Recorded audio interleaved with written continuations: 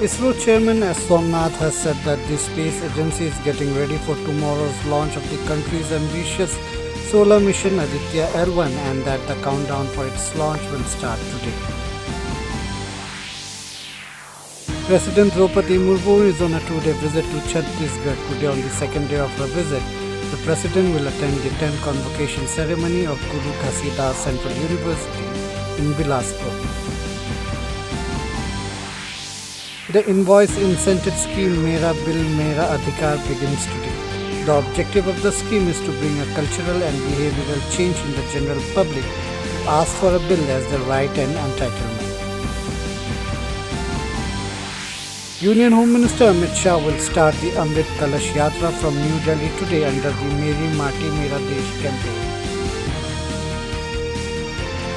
The warship Mahendragiri built at Mazgaon Dock Shipbuilders Limited is being launched in Mumbai today.